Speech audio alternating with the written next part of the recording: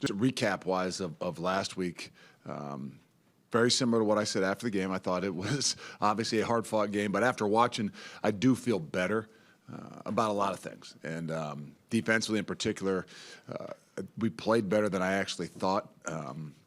One series in the start of the second half was probably the one thing that jumps out. And then offensively, just efficiency. I think very efficient. Created some big plays in the first half. Second half, I don't know. We weren't quite as efficient. We didn't create some big plays. I'm not saying we changed modes a little bit, but there were a lot of really good things to grow upon. And then actually, the last 6 minutes of the game got a lot of those other guys in the ball game, even though it was still a ball game. But you got those young freshman running backs, got some of those young offensive linemen in the game to take some really good reps in some situations where we still needed to move the ball and get some first downs and continue to run the clock. So as we move past that, we all know it's a big week, and this is something that was told to me, I think, the day after I took the job.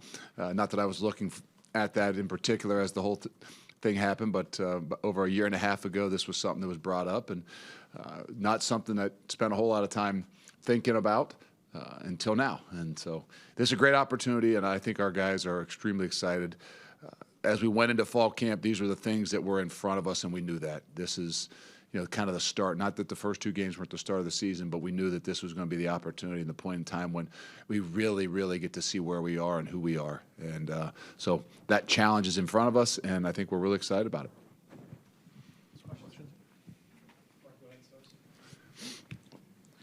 Luke, you kind of talked about the players and this being a special week. Some coaches have the philosophy of, hey, every game's the same.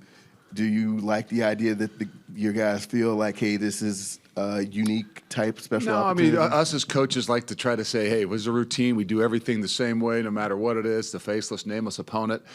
The realities of those things is probably not true. Some of us can hide our heads and live under a rock like I do, but our guys understand. Our guys are much more aware. And so this was something that had been talked about since spring football, and not by me. I'm not like standing up there and say, hey, this is Alabama week in spring ball, and we're going to do this. And we work on the rivalry weeks. We talk about the teams that we play historically. We don't talk about some of these games, but our guys are all aware of it. So for them, it's been something that, just like me, it's been in the back of their heads, probably a little bit closer to the front of their heads too often. But it's something where I think they really do understand. Like, this is what makes college football, right? There's two things. College football is great, but rivalries and games like this is what really kind of separates college football from everything else. Luke, you talked about the efficiency of the offense. In the red zone in particular, the passing game just hasn't quite clicked. As you look through it, I know every play is its own situation, but has there been a through line or something you can identify like this? There's twofold. I mean, I think that, negative yardage plays in the red zone are really, they're a lot bigger than they are out in the middle of the field. And then the ability to kind of say, let it rip. And be a little bit more aggressive. And so there's a balance there. But I do think, Tyler, in some of those situations, there's some things where as we go back and watch, that we can be more aggressive on. But I think so those twofold, being more aggressive, and then obviously you got to avoid the negative yardage plays. Everybody knows things get tighter down there. Things get, every inch is that much more difficult offensively. And defensively we know the same thing. So I think all in all, the efficiency, red zone in particular in the second half, but I think it has a little bit more just with our aggressive nature. It's been not to say a concern, but we've been trying to say, hey, be smart with the football, in particular in the red zone. We had some errant maybe ones in the first week that, you'd like to have back. They weren't touchdowns, but they were shots that you said, oh, that's probably not the time to be aggressive. And so we got to find that balance. Tyler's got to find that balance, but he's got to trust in himself and his ability to, there's going to be smaller windows. Let's say Luke, former assistant of yours, is on the Alabama staff now with Colin. Just, is it, when it comes to preparation, are you worried just because he knows the defense schematically, or no one going up against the offense too? No, I mean, sometimes too much, right? I mean, I think that there's a lot of things that they're doing defensively that look similar to some of the things that, I would probably recognize. But there's still, you can think too much. We've changed a bit defensively in some ways. Obviously, as Alex Grinch has come in, we've had some new set of eyes, and, in year 2 found the things that we think we do better with the type of guys that we have. But there's a knowledge on both sides. I think there's a knowledge that he has of playing against the offense every day. But I don't think there's something that's extreme. It's not like, hey, they're going to know every signal. They're going to know everything. We're going to have to go silent. We're going to have to go like.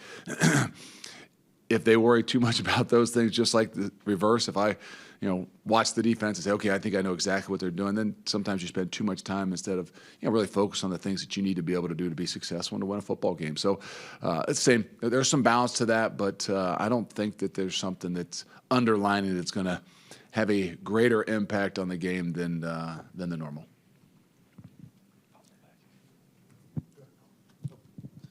Luke, from a big picture standpoint, you touched on it a little bit. How fair is it to use this game to have the number 4th ranked team come into your house?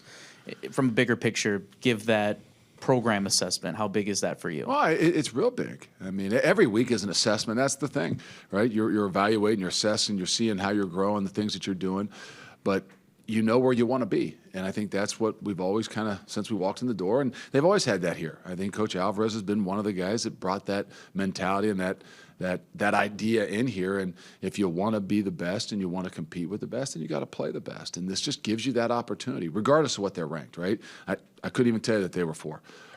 But I know this, over the last 20 years, who's been the best team in college football, and there's no doubt it's been Alabama. So regardless of where they are at this moment, this is as good a football team that there is in the country, and has been for a really, really long time. And so no matter where you are as a program, it gives you an opportunity to assess a lot of different things. Coach, with Jake Chaney missing the first half of the week, how do you guys go about preparing with the responsibilities at the mic, knowing that he probably will play the second half as well? Yeah, you got to make sure that you got enough guys ready, and so those situations are not the easiest thing in the world, but it is what it is, right? Jake will still prepare just like he's going to play, just like he's going to start. He'll still get, probably not as many reps because you do have to get some other guys ready. I think that Tackett will obviously step in and did on Saturday and did a really good job, and then you'll have an opportunity for a few other guys. To kind of fill in, and do you move some guys around? Do you try Christian Allegro, move him in there in some situations? There's a lot of combinations I think that we'll look at and be able to, have prepared and ready, and hopefully we won't need them.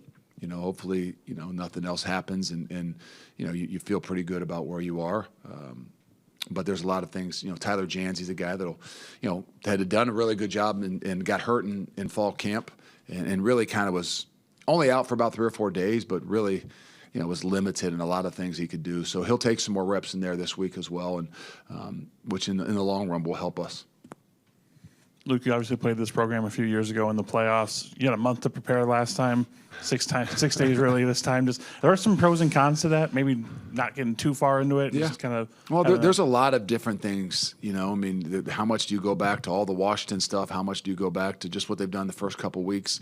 How much do you go back to what you did, a few years ago? You got to be careful.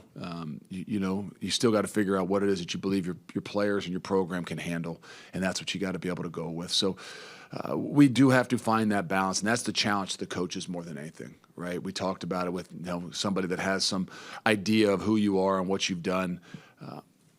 Does that mean you got to change? And so I think this is even a tougher week on coaches because, sometimes you want to think you want to be perfect and you want to create some new things when sometimes in these types of games, that's the worst thing that you can do. So our players will be ready. They want anything we can throw at them, but I think it's our job to really make sure we pick and choose, what we expect and get our guys prepared for those things. And then, like we always say, you have to be able to adapt and adjust because there's going to be a lot of different things that are going to happen.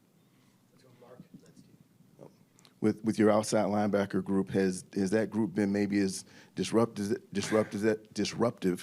as you would like, and what stands out to you? Yeah, I think statistically, no, you haven't seen the production probably from that group, but that's where sometimes you can get, a little bit frustrated. Guys can start to, get into their own heads a little bit.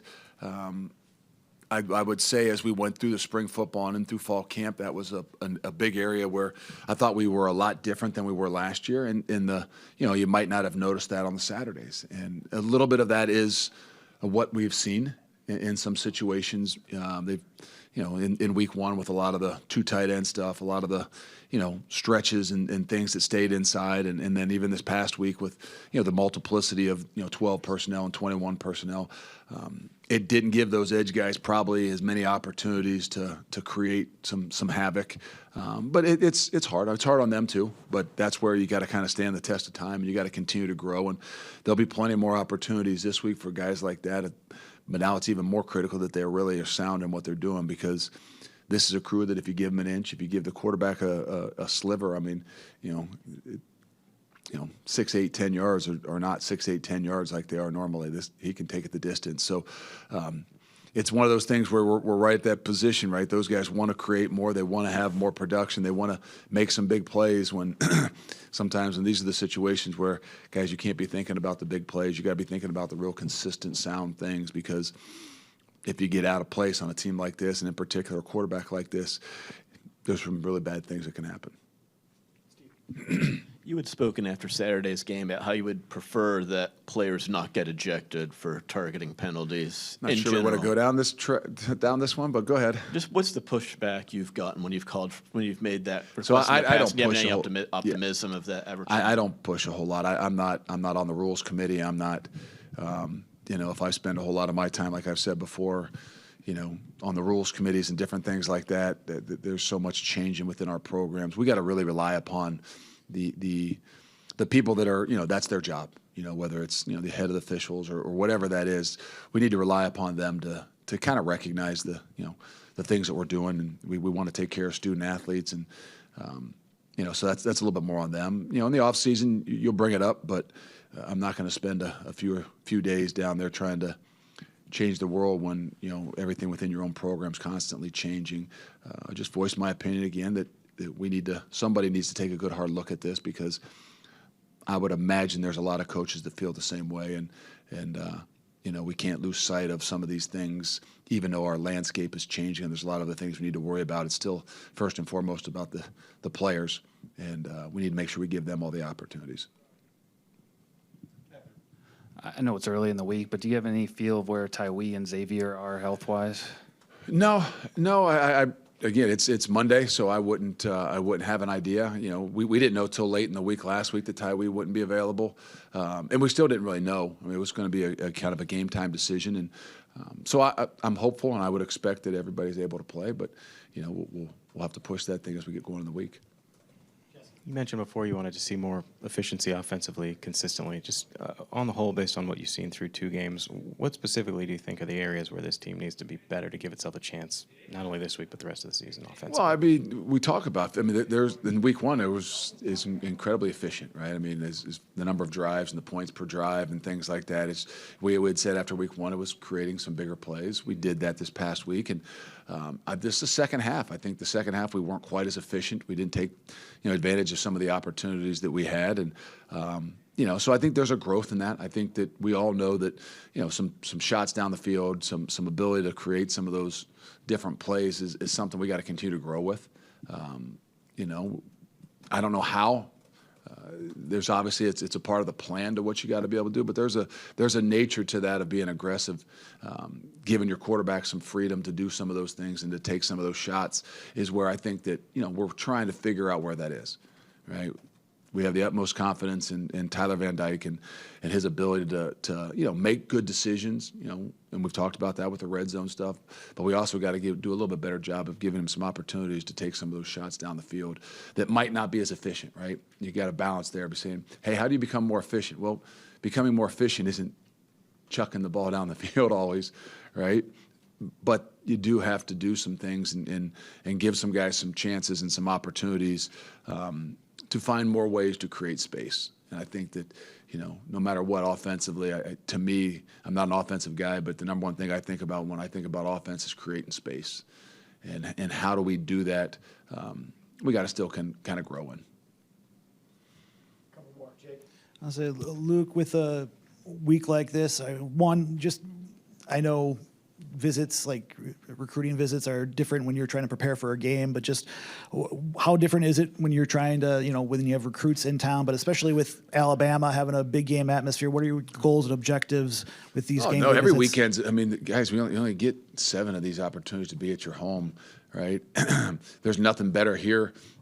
There's 2 things that are great here in particular in recruiting, right? Summer recruiting visits and things like that they really get a great opportunity to see not just the university and the program, but Madison in general. Game visits, right? I mean, those things are incredible because of the atmosphere, because of all that goes on. So we got to take advantage of that. The unique thing, it's 11 o'clock kick, so there's not a ton of time. We've those ones that are the night kicks or even the later in the day kicks where you can spend some more time with those guys. So it doesn't give you as much time, but it's still as impactful and it's still as important. And we'll do a great job with that. But the number one thing you can do a great job with is playing really well and creating an environment in that stadium that they want to be a part of.